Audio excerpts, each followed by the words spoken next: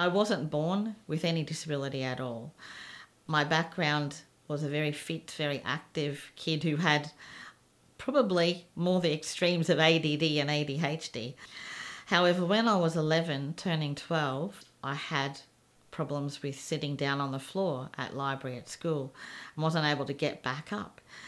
Dad came over to film me running at sports day, which was one of the highlights of my year, and I didn't even finish the race.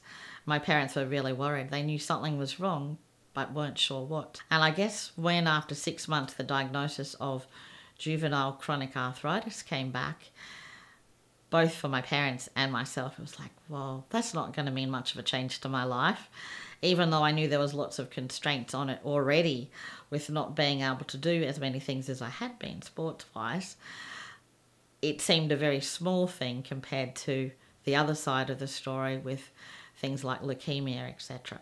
By the time I was in year 12, I was having to decide, would I actually make the effort to climb up and down stairs, and some days it was too hard to do. So it meant readjusting a lot of the ways that in my head I thought I was a person who could do anything, but my body was starting to have constraints on what I was going to do. I taught for probably about 6 years part-time at uni and also worked with kids in schools who were having problems. When I was 30, my neck broke.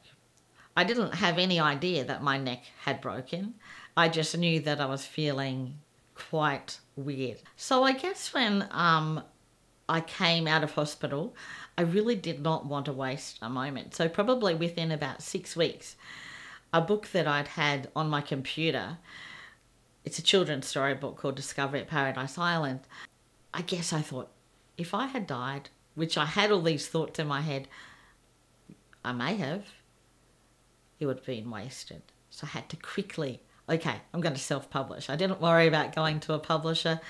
I thought self-publish, work out how I'm going to do it. I got sponsors and the book was done and to the printer probably about 10 weeks after I came out of surgery. I set up a program called Discovering Disability and Diversity, where I took a whole lot of different activities, vision glasses, wheelchairs, and a whole lot of different activities that actually put you in the role of key disabilities, having problems with hearing, not being able to use your legs, not being able to see at all, or having problems with things like dyslexia, reading problems, cerebral palsy.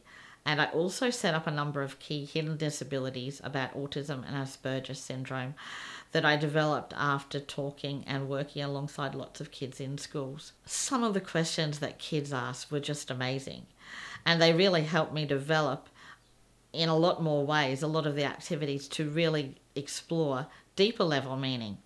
And the more that the kids asked questions, the more that I actually felt that we weren't just breaking down barriers, but we were sharing and gaining their ideas. The most asked question that kids actually will ask me is something that I wouldn't expect it to be. It's not about the wheelchair. It's not about my neck brace that I always have to wear when I'm out. It's actually about my hands. And they're always so polite about it. I usually am just getting into their centres and they might just come up and say, "Excuse me, but how come you've got those funny fingers?" And some of my best, I guess, experiences have been with sharing that knowledge with key groups of people who can link it to their workplaces, who can link it to their support, who can ask the questions.